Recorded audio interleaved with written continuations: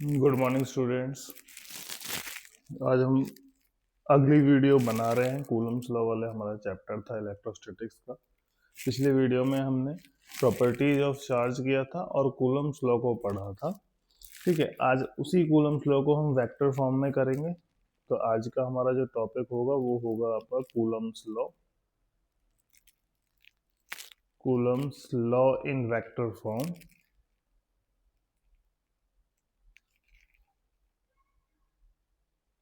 ठीक है, Coulomb's law में आपने पढ़ा था कि कोई भी दो चार्जेज हैं आपके पास। सपोज ये एक चार्ज है, ये दूसरा चार्ज है। याद रहे कूलम्स लॉ वैसे पॉइंट चार्ज के लिए है, पर पॉइंट बनाएंगे तो छोटा दिखेगा नहीं, इसलिए हम थोड़ा सर्कल के रूप में थोड़ा बड़ा चार्ज ले लेते हैं।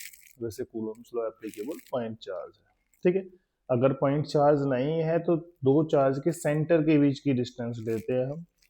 तो ये दोनों के सेंटर के बीच की डिस्टेंस है, वो आगे हम देखेंगे कि पॉइंट चार्ज के बिना कूलम्स लॉ कैसे लगती है। ठीक है, अगर इन दोनों के बीच की डिस्टेंस r है, ये वाला चार्ज q1 है, ये चार्ज q2 है, तो कूलम्स लॉ में हमारा पड़ा दोनों के बीच में जो फोर्स होगी k q1 q2 upon r square, where k is proportionality constant, where k is proportionality constant. और प्रोपोर्शनलिटी कांस्टेंट के बारे में हमने इसके बारे में पढ़ा था कि ये जो प्रोपोर्शनलिटी कांस्टेंट है ये मीडियम डिपेंडेंट होता है। तो k की वैल्यू होती है 1/4πε0 फॉर फ्री स्पेस, जिसकी न्यूमेरिकल वैल्यू होगी 9 न्यूटन मीटर स्क्वायर पर कूलम्ब स्क्वायर। ठीक है, ये कूलम्स लॉ हम पहले पढ़ चुके थे, ये कूलम्स लॉ का है। अब डायरेक्ट, क्योंकि आपको पता है force is a vector quantity, ये आप 9th से पढ़ते आ रहे हो, because force is a vector quantity. ठीक है, therefore there must be a direction, there must be a direction of force, direction of force. और डायरेक्शन कैसे निकालोगे? तो डायरेक्शन जब निकलनी होती है, direction of Coulomb force, direction of Coulomb force is always along the line joining their centers,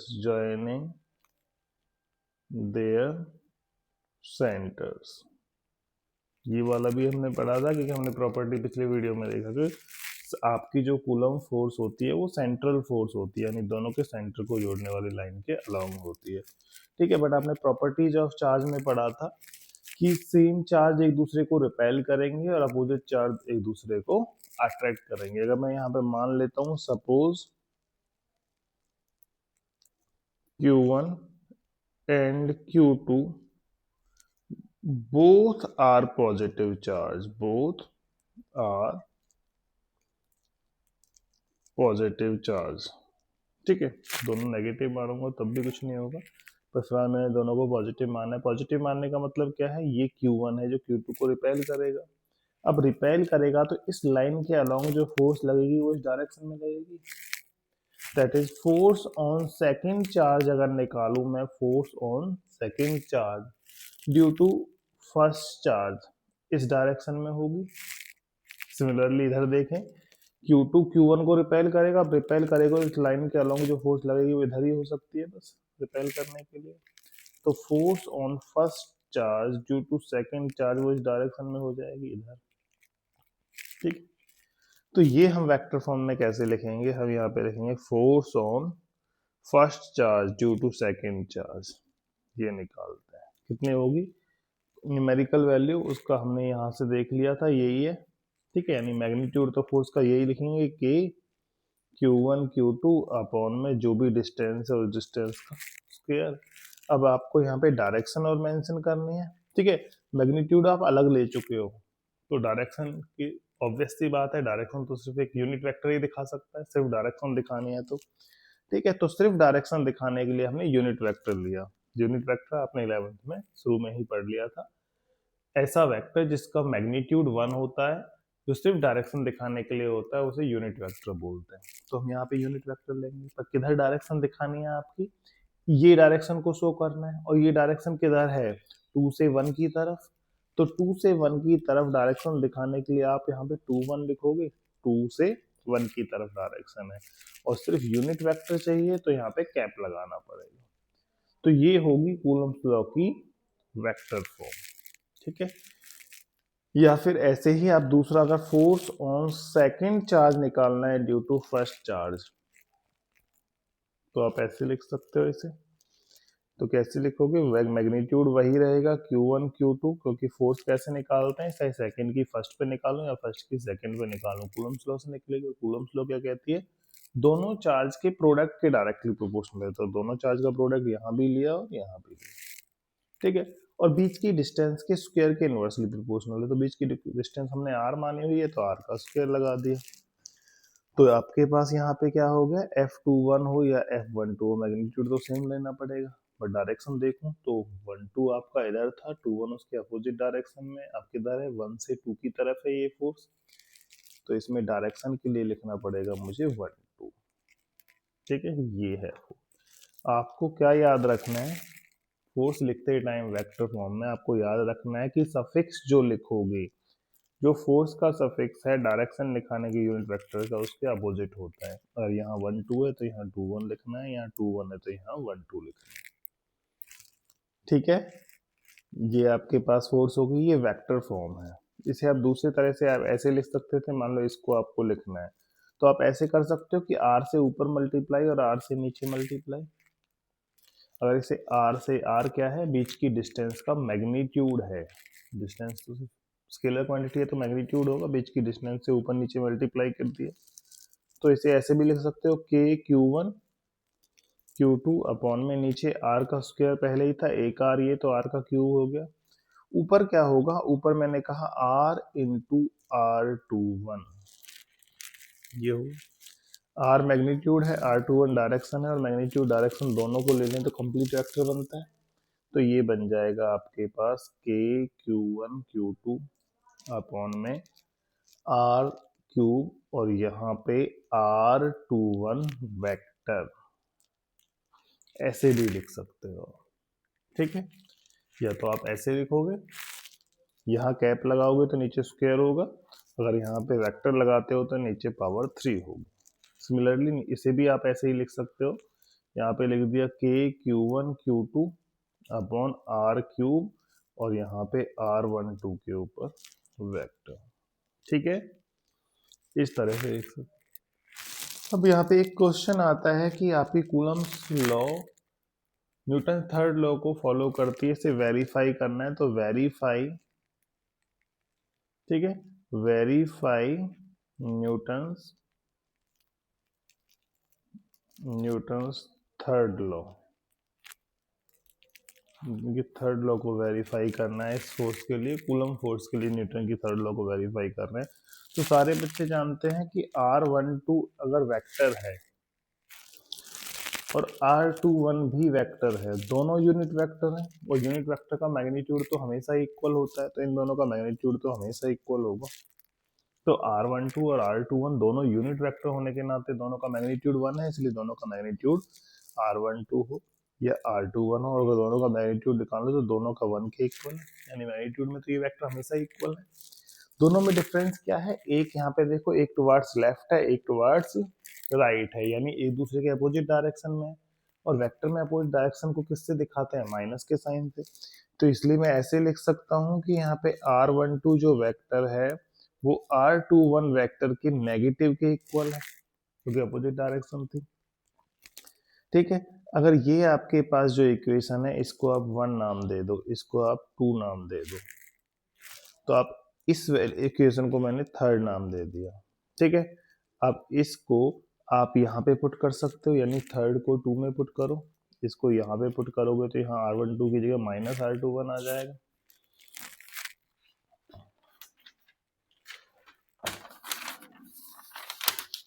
तो हमने यहाँ पे देखा, ये यहाँ पे क्या आएगा वो देखो,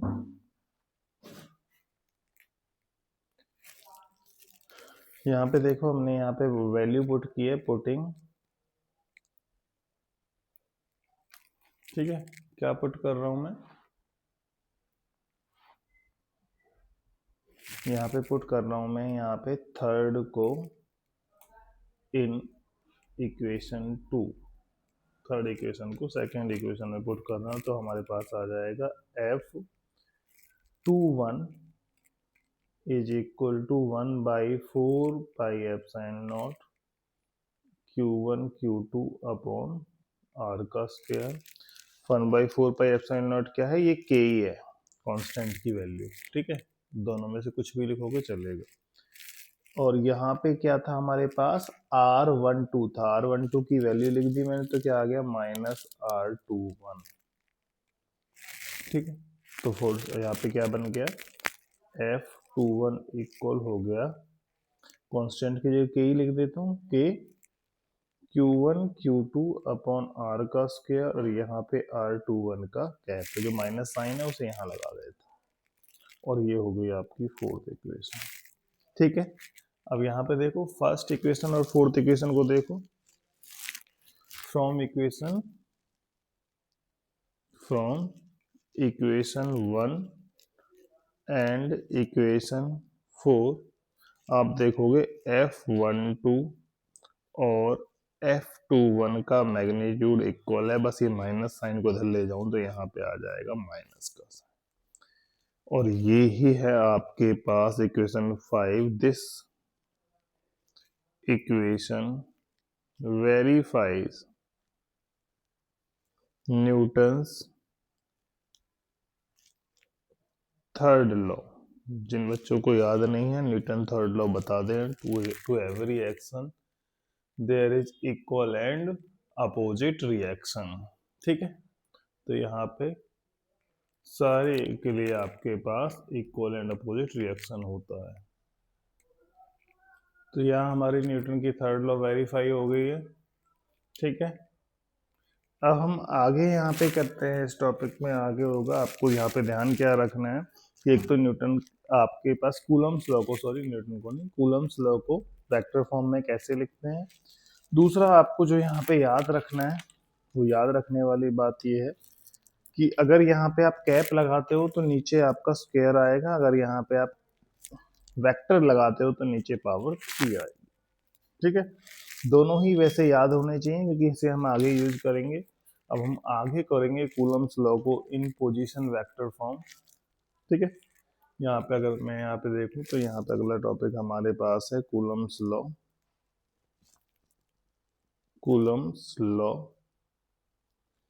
इन position vector form, position vector form. Coulomb's law को अगर पोजीशन वेक्टर की फॉर्म में करोगे आप, तो पोजीशन वेक्टर आपको पहले तो पता होना चाहिए पोजीशन वेक्टर क्या होगा। वो वेक्टर आपका जो ओरिजिन से स्टार्ट होता है और पोजीशन को डिनोट करने के लिए काम आता है, उसे पोजीशन वेक्टर कहते हैं। यानी किसी भी ऑब्जेक्ट का ओरिजिन के रेस्पेक्ट में पोजीशन बताने वाला वेक्टर पोजीशन वेक्टर होता है। डायरेक्शन हमेशा आउटवर्ड होती है, पोजीशन से बाहर की तरफ होती है ओरिजिन से उसकी, ठीक है। फॉर एग्जांपल यहाँ पे पोजीशन वेक्टर दिखाने के लिए मैंने ये ओरिजिन बना लिया, यहाँ पे मान लो ये O है आपका ओरिजिन, और इसके रेस्पेक्ट में ये Q1 चार्ज है जिसकी पोजीशन वेक्टर ये हो गया मेरा यहाँ से, ये इसका पोजीशन वेक्टर हो गया, इसको नाम दे देता हूँ R1। ऐसे ही दूसरे चार्ज का यहाँ पे पोजीशन वेक्टर, यहाँ पे दूसरा चार्ज Q2 है, इसका पोजीशन वेक्टर नाम दिया मैंने R2। वेक्टर है तो वेक्टर सिंबल, ठीक है। पोजीशन वेक्टर कोई यूनिट वेक्टर नहीं होता है, तो आपको वेक्टर का साइन लगाना पड़ेगा। और दोनों के बीच में जो डिस्टेंस होगी, ये वाली डिस्टेंस, अगर डिस्टेंस की बात करूं तो ये डिस्टेंस है, अगर इस पॉइंट A है ये B है तो डिस्टेंस तो AB है। लेकिन अगर वेक्टर के फॉर्म में लिखूं तो इस वेक्टर डिस्टेंस को आप अगर 1 से 2 की तरफ जा रहे हो तो R12 भी लिख सकते हो, R12 ये वेक्टर, ठीक है।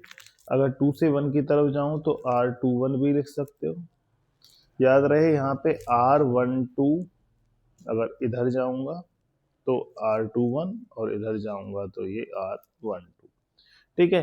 पर अगर यहाँ पे देखें R12 हो या R21 हो, अगर मैग्नीट्यूड की बात करूं तो दोनों सेम लाइन को रिप्रेजेंट करते हैं, तो मैग्नीट्यूड दोनों का इक्वल होना चाहिए, ठीक है। पर डायरेक्शन एक दूसरे के अपोजिट है। यहाँ पे ट्राइंगल लॉ वेक्टर एडिशन में यूज करना चाहूंगा। अगर triangle law of vector addition याद हो आपको, वेक्टर एडिशन, तो बड़ा इजी हो जाएगा। याद नहीं है तो आपको याद रखनी पड़ेगी। ट्राइंगल लॉ में आपको क्या कहते हैं, अगर कोई दो साइड किसी ट्राइंगल की दो वेक्टर्स को रिप्रेजेंट करती है in same order, then the third side will be represent their magnitude in opposite order, ठीक है, टेकिंग इन अपोजिट ऑर्डर। तो हमने यहाँ पे ट्राइंगल ले लिया in triangle O A B, ये कोई ट्राइंगल है, यहाँ पे देखो ओ ए बी। इस ट्राइंगल में अगर मैं ऐसे लिखूं vector O A plus vector A B is equal to क्या होगा, वेक्टर ओ बी की, ठीक है। तो इसमें मैं वैल्यू रख देता हूं बस। ओ ए वेक्टर कौन सा है, R1, plus A B vector क्या होगा, ए से बी की तरफ R12, R12 is equal to क्या होगा, ओ बी R2 वेक्टर है, R2। तो यहां से आप निकाल सकते हो R12 की वैल्यू, और ये क्या हो जाएगी, R2 माइनस R1, ठीक है। ये किसकी वैल्यू रखी है मैंने, R12 की वैल्यू। R12 आपको यहाँ पे पिछले पिछले देखोगे आप, सेकेंड इक्वेशन में यूज हुआ था, वहां पे ये वैल्यू उठा के रख दो, ठीक है। पुटिंग दिस वैल्यू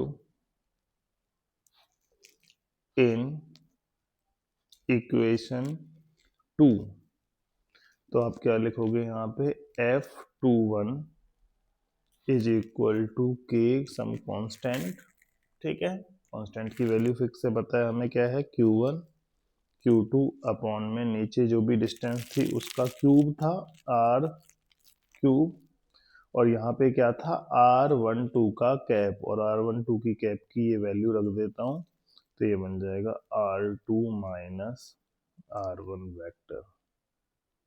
ये है हमारा in terms of position vector, Coulomb's law in terms of position vector, ठीक है।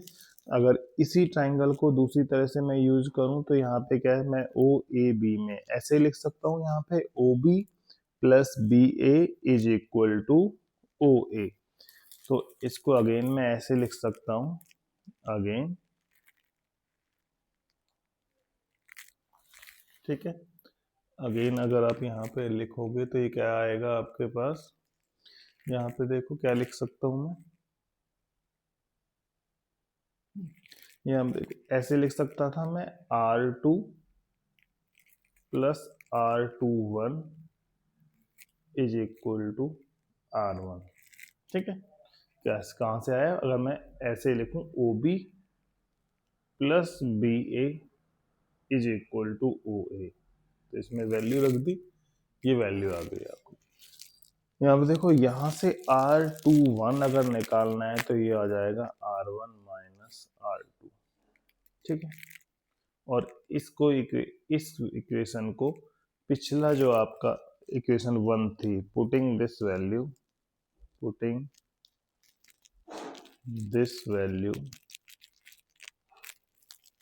इन इक्वेशन 1 में अगर आप इसको पुट करोगे तो आपके पास 1 में पुट करके क्या आएगा, 1 में पुट कर दो, यहाँ पे क्या आ जाएगा आपके पास, F12 इज इक्वल टू के Q1 Q2 अपॉन में R क्यूब था, ठीक है, इंटू यहाँ पे था आपके पास, यहाँ वैल्यू थी R21 वेक्टर के फॉर्म में जब लिखा था, ठीक है। इसमें वैल्यू रख दो बस, तो आपके पास आएगा F12, यहाँ पे K Q1 Q2 upon R cube, और यहाँ पे मैंने लिखा है इसकी ये वैल्यू उठा के, तो ये आ गया R1 माइनस R2। ठीक है, ये है position vector form of Coulomb's law. ठीक है, ये टॉपिक था कूलम्स लॉ। अब यहाँ पे हमने क्या यूज किया है, देखो एक सबसे पहले तो कूलम्स लॉ यूज किया, कूलम्स लॉ। ठीक है, कूलम्स लॉ आपको याद होनी चाहिए। पहली चीज, कूलम्स लॉ बेसिक फॉर्म है क्या कि फोर्स जो भी होगी दो चार्ज के बीच में, चार्ज के प्रोडक्ट के डायरेक्टली प्रोपोर्शनल है और डिस्टेंस के स्क्वायर के इनवर्सली प्रोपोर्शनल है। प्रोपोर्शनलिटी साइन हटाने के लिए कांस्टेंट लगाना होता है। एक तो ये आपको याद होना चाहिए। दूसरी चीज हमने यहाँ क्या यूज किया है, हमने वेक्टर एलजेब्रा को यूज किया है, वेक्टर एलजेब्रा। और वेक्टर हमने कहाँ पे सीखा था, 11th में। तो हमें वेक्टर को कैसे रिप्रेजेंट करते हैं, यूनिट वेक्टर क्या होता है, पोजीशन वेक्टर क्या होता है आपके पास। ठीक है, और triangle law of vector addition क्या है, triangle law of vector addition. ये चीजें हैं जो हमने बेसिक यूज किए हैं यहाँ पे। अब आपको सबसे पहले क्या करना पड़ेगा, इन तीन चीजों को पढ़ना पड़ेगा। ठीक है, अगर आपको ट्रायंगल लॉ याद नहीं है, बिना ट्रायंगल लॉ के तो आप यहाँ नहीं पहुंच सकते। आपको पोजीशन वेक्टर नहीं पता, यूनिट वेक्टर नहीं पता। तो वेक्टर में हमने यहाँ पे दो तरह के वेक्टर यूज किए हैं, एक यूनिट वेक्टर, ठीक है, एक पोजीशन वेक्टर। ठीक है, वैसे ए बी या बी ए जो वेक्टर यूज किया था वो कौन सा था, डिस्प्लेसमेंट वेक्टर।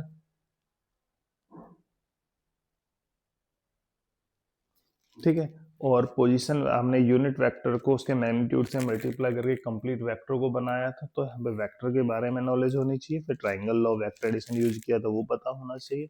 और पिछला टॉपिक कूलम्स लॉ आना चाहिए। डायरेक्ट ये टॉपिक करने जाएंगे तो कुछ भी समझ में नहीं आने वाला है यहाँ पे। ठीक है, तो ये चीज आपको याद रखनी पड़ेगी। ये हो गया। तो ये टॉपिक था हमारा Coulomb's law in position vector form. अगर आपको अब कूलम्स लॉ आ गया है तो इससे आगे आपको क्या करना है, सुपर पोजिशन प्रिंसिपल यूज होता है एक फिजिक्स में, वो करना है अगला टॉपिक, सुपर पोजिशन प्रिंसिपल। और सुपर पोजिशन प्रिंसिपल आपके पास कुछ नहीं है। अब तक हम दो चार्ज के बीच में फोर्स निकाल रहे थे। अगर चार्जेस आपके दो से ज़्यादा हैं, ठीक है, दो से ज़्यादा चार्ज एक दूसरे पे फोर्स लगा रहे हैं, तो हम यहाँ पे जो फोर्स निकालते हैं उसे सुपर पोजिशन प्रिंसिपल कहते हैं। ठीक है, when two or more charges interact with a charge, then total force is given by vector sum of individual Coulomb force, individual Coulomb's force by each charge. This law is called superposition principle. Superposition principle. ठीक है, कैसे समझेंगे, example लेके समझते हैं। हमें Coulomb's law पता होनी चाहिए, कूलम्स फोर्स क्या है, उसके बाद उसे समझना इजी हो जाएगा। देखो हमने कूलम्स लॉ की है अभी, कूलम्स लॉ हमें अगर पता है तो उससे आगे करते हैं। मान लो आपके पास ये एक चार्ज है Q1, ठीक है, यहाँ पे कोई दूसरा चार्ज है Q2, यहाँ पे कोई तीसरा चार्ज है Q3।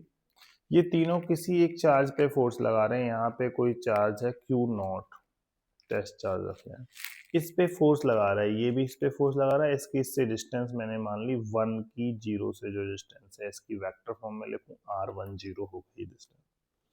ठीक है, ऐसे ही Q2 और Q0 के बीच में जो डिस्प्लेसमेंट होगा minimum distance that is R20 हो गया। ऐसे इन दोनों के बीच में जो डिस्टेंस हो गया वो हो गया R30। तो Q1 Q0 पे फोर्स लगाएगा, the force on Q0 by Q1 निकालें तो कूलम्स लॉ इन दोनों के बीच में Q0 और Q1 के बीच में आप कूलम्स लॉ यूज करो तो force on 0 due to 1 is equal to कितने होगी, कांस्टेंट वही के, ये सिर्फ मीडियम पे डिपेंड करता है, चार्ज पे डिपेंड नहीं करता।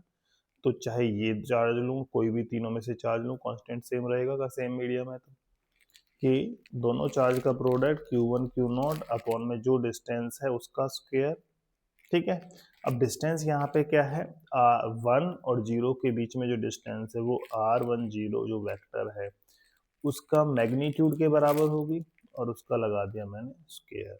और डायरेक्शन दिखाने के लिए R10 के ऊपर कैप, अगर यहाँ स्क्वायर लगाया है तो यहाँ कैप लगानी पड़ेगी। ठीक है, ये हो गई। ऐसे ही force, the force on Q0 पे हम फोर्स निकालें, फिर से Q0 पर अब की बार बाय Q2 निकालो तो फोर्स ऑन 0 बाय 2। तो ये वाली फोर्स फिर से हमने वही फॉर्मूला के दोनों चार्ज का प्रोडक्ट तो Q2 और Q0 अपॉन में R20 का स्क्वायर, इस वाली डिस्टेंस का स्क्वायर और यहाँ पे R20 के ऊपर क्या, ये सेकेंड। सिमिलरली आप लिखोगे, सिमिलरली आप force on 0 by third charge आप देखोगे तो कितनी होगी, वही कांस्टेंट, दोनों चार्ज Q3 और Q0 का प्रोडक्ट और यहाँ पे R30 दोनों के बीच की डिस्टेंस का स्क्वायर इनटू यहाँ पे क्या लिखते हैं, डायरेक्शन, डायरेक्शन किस लिखेंगे R30 के ऊपर कैप। ये थर्ड इक्वेशन, ये हमने क्या निकाला है, ये है कूलम फोर्स। ठीक है, ये तीनों अलग अलग चार्ज के कारण कूलम फोर्स है। हमें टोटल फोर्स निकालनी है तो बाई सुपरपोजिशन प्रिंसिपल निकालेंगे, therefore by superposition principle, superposition principle, superposition principle से आप निकालोगे तो टोटल फोर्स ऑन 0 जो भी चार्ज है will be equal to F01 plus F02 plus vector F03, यानी तीनों फोर्सेज का वेक्टर सम के इक्वल होगा। ये है सुपरपोजिशन प्रिंसिपल।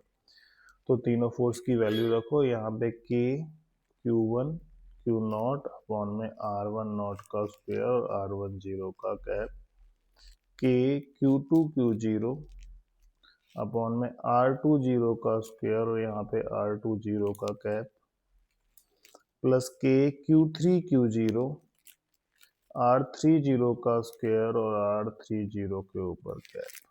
ठीक है, अब यहाँ से जो भी कांस्टेंट है उसे बाहर ले लो, सॉरी जो भी कॉमन आता है उसे बाहर ले लो, कांस्टेंट को भी बाहर ले लेते हैं, तीनों में K और Q0 भी कॉमन आ रहा है तो अंदर रह गया यहाँ पे क्या रहा है Q1 अपॉन में R10 का स्क्वायर R10 का कैप। ऐसे ही यहाँ पे क्या हो जाएगा आपके पास Q2 R20 का कैप और अपॉन में R20 का स्क्वायर और तो यहाँ पे Q3 अपॉन में R30 का स्क्वायर और R30 का स्क्वायर, ये होगी टोटल फोर्स। ठीक है, इसी फोर्स को अगर समेशन की फॉर्म में लिखूं तो F0 को आप ऐसे भी लिख सकते हो, यहाँ पे देखो समेशन ओवर जितनी भी टर्म यूज हो रही है वो लिखना है पहले तो K, ठीक है, Q0 और यहाँ पे Q1 Q2 Q3 है, दूसरे Q का सफिक्स चेंज हो रहा है, जिसका भी सफिक्स चेंज हो उसके लिए जगह पे I लिख दो। नीचे यहाँ पे R I0 का स्क्वायर, I0 क्यों, R के पास पहला सफिक्स चेंज हो रहा है तो उसकी जगह I, दूसरा सफिक्स सब में 0 है तो उसकी जगह 0 ही रहने दिया। और यहाँ पे भी R I0 का कैप और I क्या है, I की वैल्यू 1 से लेके 3 तक चेंज हो रही है। इस तरह से लिख सकते हो सुपरपोजिशन में। ठीक है, 3 फोर्स हैं तो आई की वैल्यू 1 से 3 चेंज होगी। अगर यही आपके पास n चार्जेज होते तो 1 से लेके n तक चेंज हो जाते। ये आपका सुपरपोजिशन प्रिंसिपल है, ठीक। तो ये हमने यहाँ पे किया है। आपके पास कूलम फोर्स की डिफरेंट डिफरेंट फॉर्म की है। टोटल कूलम फोर्स निकाली है अगर आपके पास 2 से ज़्यादा चार्ज फोर्स लगा रहे हैं तो, ठीक है, 2 या 2 से ज़्यादा चार्जेज हैं सिस्टम में। अब आगे हम करेंगे यहाँ पे इलेक्ट्रिक फील्ड और डिस्ट्रीब्यूशन ऑफ चार्ज के कारण भी कूलम फोर्स निकालेंगे, ठीक है। कंटिन्यूस डिस्ट्रीब्यूशन ऑफ चार्ज वो अगली वीडियो में करेंगे। Thank you.